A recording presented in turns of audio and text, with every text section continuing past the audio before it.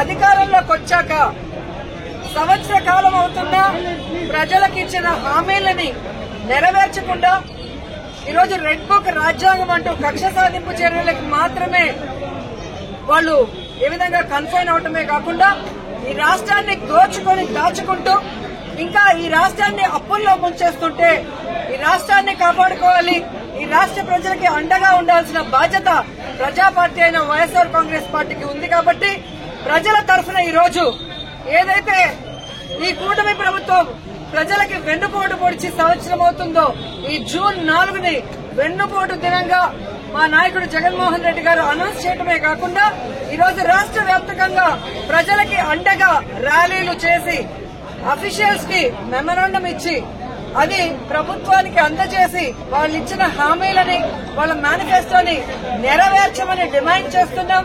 అవి నెరవేర్చకపోతే వదిలే ప్రసక్తి లేదు అని కూడా ఈ సందర్భంగా హెచ్చరిస్తున్నాం. మీరు చూస్తే ఎన్నికల ముందు కూటమి ప్రభుత్వం అంతా ఎలా ప్రచారం చేసుకుందో మనం చూసాం. ముఖ్యంగా తెలుగుదేశం పార్టీ వాళ్ళైతే వచ్చేది బాబే, ఇచ్చేది బాబే. ఏమొచ్చిందయ్యా?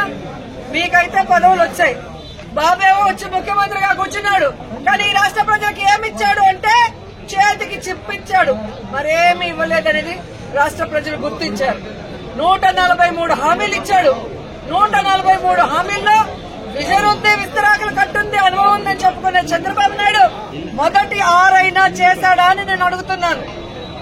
ఈరోజు చూస్తే చంద్రబాబు నాయుడు ఏరు దాటక ముందు ఏటి మల్లన్న, ఏరు దాటాక బోడి మల్లన్న చందంగా పరిపాలించిన విధానం మనకు తెలుసు. కానీ ఈ రాష్ట్ర ప్రజలు ఎలా నమ్మి మోసపోయారు, అలాగే ఈవీఎంలతో వీళ్ళు ఎలా మ్యానిపులేట్ చేసి ఈరోజు 60,000 90,000 అంటూ అసలు ప్రజలు ఓట్లేని నాయకులంతా గాల్లో గెలిచిపోయిన గాలిగాళ్లే ఎక్కువగా ఉన్నారు ఈ రాష్ట్రంలో.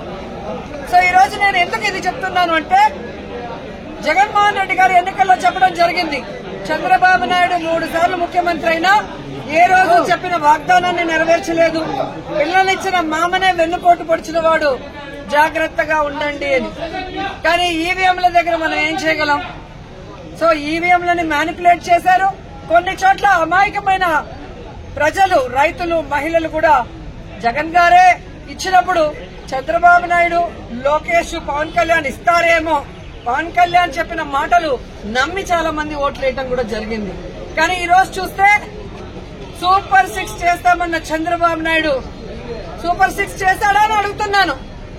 అన్నిటికీ వెన్నుపోటు పొడిచింది నిజం కాదా అని అడుగుతున్నాం. ఈ రోజు తల్లికి వందనం ఇస్తానన్నాడు, కానీ ఇవ్వకుండా వెన్నుపోటు పొడిచాడు. రైతుకు అన్నదాత ఇస్తా అన్నాడు, ఇవ్వకుండా వెన్నుపోటు పొడిచాడు. జాబ్ క్యాలెండర్ ఇస్తా అన్నాడు, ఇవ్వకుండా వెన్నుపోటు పొడిచాడు.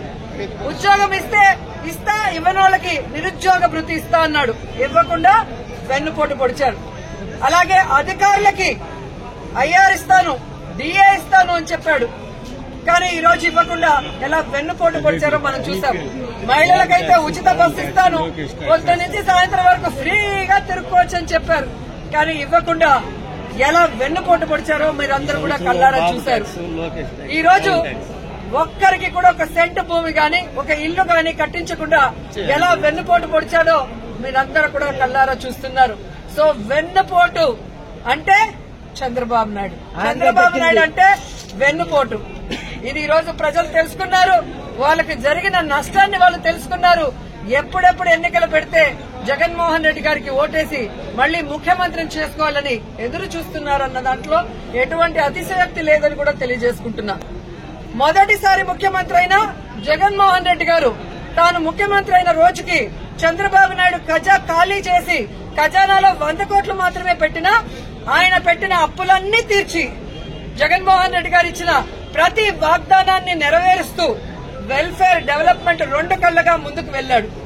జగనన్న దిగిపోయే రోజుకి 7,000 కోట్ల రూపాయలని ఖజానాలో పెడితే సిగ్గులేని కూటమి ప్రభుత్వ నాయకులు ఈ రోజు ఖజానా ఖాళీగా ఉంది, ఖజానాలో ఏమీ లేదు, ఏం చేయాలో అర్థం కాలేదు అని చెప్పి ఏ విధంగా మొసలి కన్నీళ్లు కారుస్తున్నారో మీ అందరూ చూస్తున్నారు.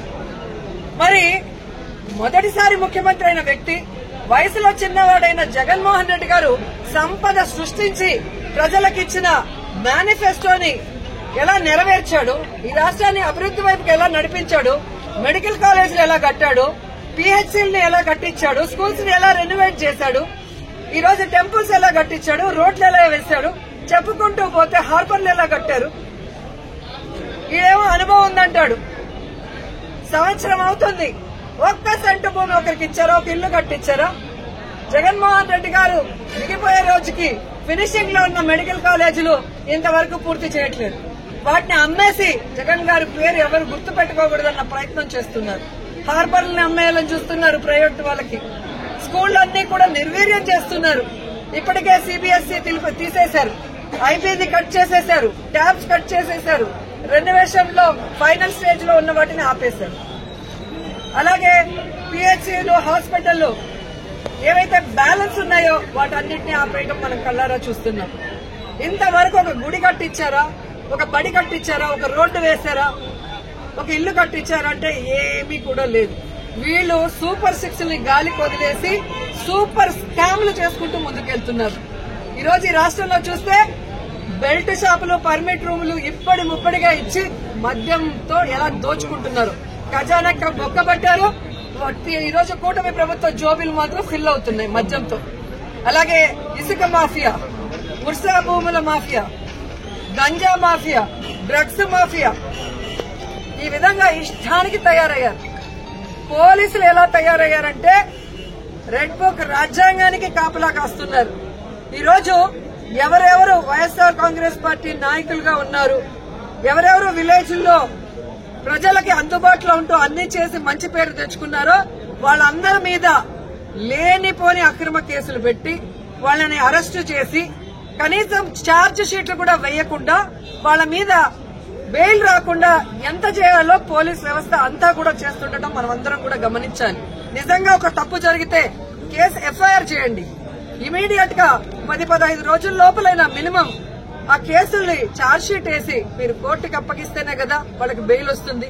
అంటే తప్పుడు కేసులు కాబట్టి ఛార్జ్ షీట్ లో నిజాలు రాయాలి కాబట్టి, తప్పులు రాస్తే రేపు వాళ్ళ ఉద్యోగం పోతుంది కాబట్టి ఈ రోజు తప్పుడు కేసులతో జైల్లో 50 రోజులు, 60 రోజులు, 70 రోజులు మగ్గిపోయే పరిస్థితి వైఎస్ఆర్ కాంగ్రెస్ పార్టీ కార్యకర్తలకి, నాయకులకి కలుగుతోంది.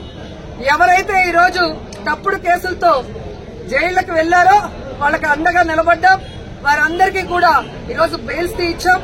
ఎవరైతే వాళ్ళ మీద అక్రమ కేసులు పెట్టి ఇబ్బంది పెట్టారో ఆ కూటమి నాయకుల్ని గాని, ఆ అఫీషియల్స్ ని గాని వదిలిపెట్టేది లేదు. మీకు రెడ్ బుక్ రాజ్యాంగం ఉంటే మాకు అంబేద్కర్ గారి రాజ్యాంగం ఉంది. అంబేద్కర్ గారి రాజ్యాంగం ప్రకారం న్యాయబద్దంగా మీ అందరినీ కూడా శిక్షిస్తామని కూడా ఈ సందర్భంగా తెలియజేసుకుంటున్నాం. అలాగే మీరు చూస్తే ఈ రాష్ట్రంలో ఆడవాళ్ల మీద ఏ విధంగా అరాచకాలు, అక్రమాలు, రేపులు, దురదృష్టకరం 3 ఏళ్ల అమ్మాయిని కూడా మొన్న మీరు చూస్తే ప్లీనరీ జరిగే ప్లేస్ లో రేప్ చేసి చంపేసి కంపల్లో వెళ్తే ఏ వంట బాగుంది అని మాట్లాడతారు. ఎంతమంది వచ్చారని మాట్లాడతాడు చంద్రబాబు నాయుడు. ఇచ్చిన సూపర్ 6 కి దిక్కు లేదు. 6 శాసనాలు అని చెప్పి సిగ్గు లేకుండా మళ్ళీ లోకేష్ గారు అనౌన్స్ చేస్తారు. పవన్ కళ్యాణ్ ఏమో నాకు ప్యాకేజ్ ఇస్తే చాలు, ఎవడు ఎక్కడ వచ్చినా నాకెందుకని. రాష్ట్రంలోనే కాదు పిఠాపురంలో ఆడపిల్లలు రేపైనా పట్టించుకోడు. పిఠాపురంలో ఎస్సీల్ని గ్రామ బహిష్కరణ చేస్తే పట్టించుకోడు. సుగాలి కేసు అన్నారు, ఏమైందో తెలియదు. 30,000 మంది మాయమయ్యారన్నారు. మరి ఆ రోజు ఇంటెలిజెన్స్ వ్యవస్థ నీకు చెప్తే ఈ రోజు కూటమి ప్రభుత్వంలో ఉన్న నీకు ఇంటెలిజెన్స్ చెప్పదా 30,000 మంది ఎక్కడున్నారు? చంద్రబాబు నాయుడు ఎదురుగా నించొని ప్రజలకి వెన్నుపోటు పొడిచిన కట్టప్ అయితే సైడ్ నుంచి పొడిచిన కన్నింగ్ కట్టపులు పవన్ కళ్యాణ్ అండ్ లోకేష్ అని కూడా ఈ సందర్భంగా తెలియజేసుకుంటున్నాను. సో ముగ్గురికి నేను చెప్తున్నా, మీరు ప్రజలకు వెన్నుపోటు పొడిస్తే సైలెంట్ గా వెళ్లే పరిస్థితి లేదు. ప్రజలకి అంటగా జగనన్న ఉన్నాడు. జగనన్న వెనక మేమందరం ఉన్నాం. జగనన్న సైనికులుగా మీ ప్రభుత్వం మెడలు వంచుతాం. ప్రజలకు మీరు ఇచ్చిన హామీలు నెరవేర్చేంత వరకు